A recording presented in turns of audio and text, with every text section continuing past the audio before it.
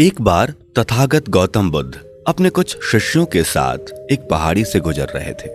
बारिश का मौसम था। पूरी पहाड़ी हरे भरे पेड़ों और पौधों से भरी थी।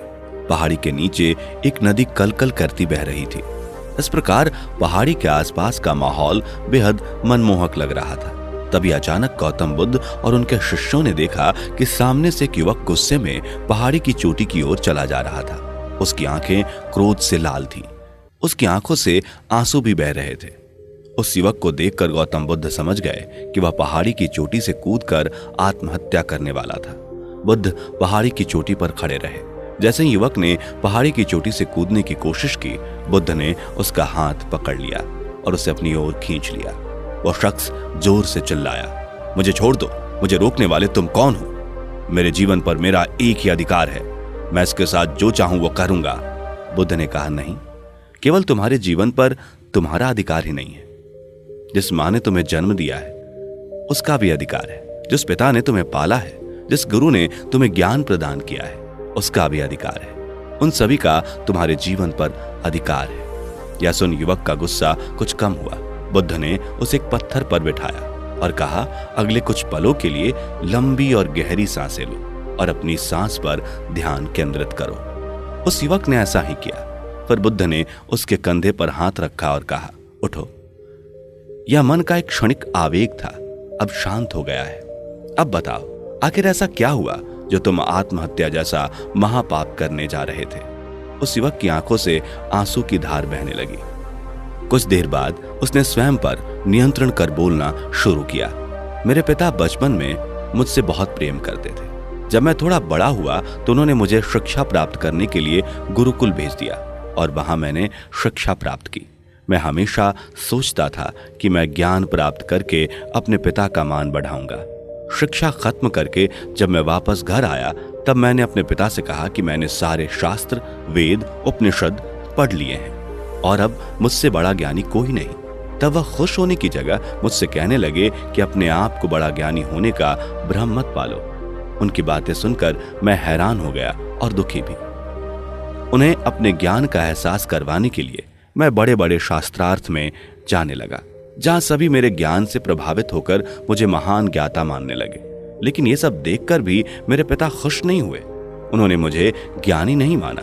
वो मेरे शास्त्रार्थ के बीच पहुंच जाते और मेरे दिए गए जवाब में कुछ ना कुछ कमियां निकालते और सभी के सामने मुझे अपमानित करते। वो मेरे मित्रों के सामने मेरा अपमान करते और उन्हें भी भला बुरा कहते। मेरी समझ में नहीं आ रहा था कि वह ऐसा क्यों कर रहे हैं। एक दिन मेरे ज्ञान और उपलब्धियों से प्रभावित होकर मेरे दोस्त मुझे मदिरा पान करवाने मैखाने ले गए। मेरे पिताजी को भी इस बात की भनक लग गई।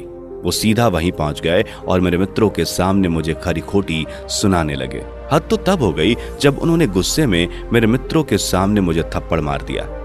मेरे लिए इससे ज्यादा अपमान की बात क्या हो सकती थी कि मेरे मित्रों के सामने मेरे पिताजी ने मुझ पर हाथ उठाया। बस उसी दिन मैंने निर्णय ले लिया था कि मुझे अब और नहीं जीना। मैं अपने पिता को सबक सिखाने के लिए आत्महत्या का फैसला कर चुका था, क्योंकि एक पिता के लिए अपने बेटे के अर्थी उठाने से बड़ा सबक क्या होगा। मेरे मरने पर उन्हें एहसास होगा कि उन्होंने क्या गलती की है। इस कारण मैं यहाँ आत्महत्या करने आया था। बुद्ध मुस्कुराए और बोले, मुझे एक बात बताओ, जो ज्ञान तुम्हें आत्महत्या करने से रोक न सके वह ज्ञान कैसा, किस काम का? युवक को अपनी गलती का एहसास हुआ और वह भगवान बुद्ध के चरणों में गिर पड़ा। फिर वह भगवान बुद्ध से बोला, आप सही कह रहे हैं। अब मैं अपने आप को अज्ञानी समझने लगा हूं। आप मुझे अपनी शरण में ले लें। मैं आपसे ज्ञान प्राप्त करना चाहता हूं महात्मा। बुद्ध ने कहा, तुम आज मध्य रात्रि को अपने घर जाना और चुपचाप घर में प्रवेश करना। तब तुम्हें वहां जीवन का पहला ज्ञान प्राप्त होगा।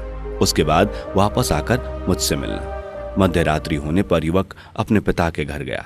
उसने वहां देखा कि उसकी मां बहुत बीमार है और बिस्तर पर लेटी है। उसके पिता उसकी मां के पास बैठे हैं। उसकी माता उसके पिता से कह रही है कि तुम्हारी वजह से मेरा पुत्र मुझसे दूर चला गया। यदि तुमने उसके साथ इतनी सख्ती नहीं की होती तो वह आज हमारे साथ होता। उसकी बातें सुनकर पिता की आंखों से आंसू बहने लगे। युवक ने अपने जीवन में पहली बार पिता की आंखों में आंसू देखे थे। युवक के पिता ने कहा, मैं अपने पुत्र को कभी दुख नहीं देना चाहता था, लेकिन वह बहुत ज्ञानी था और मुझे डर था कि उसका ज्ञान उसके अंदर अहंकार न पैदा कर दे। अहंकार के कारण मनुष्य अपने पथ से भटक जाता है। मैं सोचता था कि मेरी तरह भीड़ में कोई होगा जो उसकी कमियों के बारे में उसे बताएगा, लेकिन मैं गलत था। सब सिर्फ उसकी तारीफें और चापलूसी ही करते रहे। तब मैंने फैसला किया कि मैं उसकी कमियों से उसको अवगत कराऊंगा, लेकिन वो मेरी बात नहीं सुनता, हमेशा अपने मित्रों की ही बात सुनता है। और एक दिन जब उसने मदिरा पान किया तब मेरे मन को बहुत ठेस पहुंची। तब मैंने सोचा कि शायद मेरी परवरिश में ही कुछ कमी हो गई। मैं एक अच्छा पिता नहीं बन पाया, पर तुम चिंता मत करो, मैं तुम्हारे पुत्र को कहीं से भी खोज कर लाऊंगा।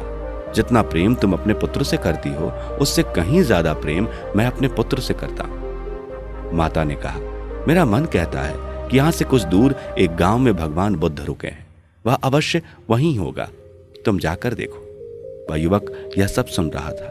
उसके आंखों से आंसू बह रहे थे। वह चुपचाप घर से निकल गया और बुद्ध के पास वापस पहुंचा। युवक ने बुद्ध से कहा, हे बुद्ध, अगर आपने उस दिन मुझे आत्महत्या करने से ना बचाया होता तब मुझसे कितना बड़ा पाप हो जाता।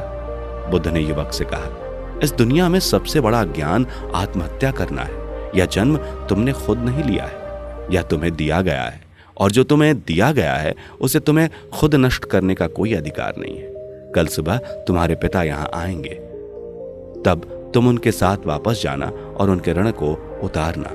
वह युवक बोला, हे बुद्ध, मेरा सारा ज्ञान मुझे व्यर्थ ही लगता है। आप सत्यता का उजागर करते हैं। मैं आपसे ज्ञान प्राप्त करना चाहता हूं। मैं आपके साथ रहना चाहता हूं। मुझे अपने साथ ले लें बुद्ध।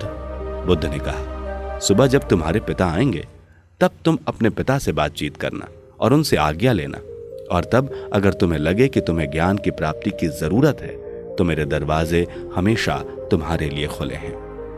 अगले दिन सुबह युवक के पिता उसे खोजते खोजते उस स्थान पर पहुंचे जहां बुद्ध रुके हुए थे। पिता को देखकर युवा उनके चरणों में गिर पड़ा और उनसे माफी मांगने लगा। उसकी आंखों में पश्चाताप के आंसू बह रहे थे।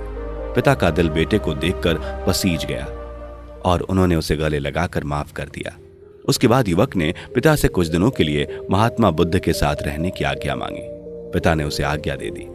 कुछ महीने बुद्ध के साथ रहने के बाद युवक पूरी तरह बदल गया और उसे सच्चा ज्ञान प्राप्त हुआ, जिसके बाद वह अपने माता पिता के साथ जाकर रहने लगा और उनकी सेवा करने लगा।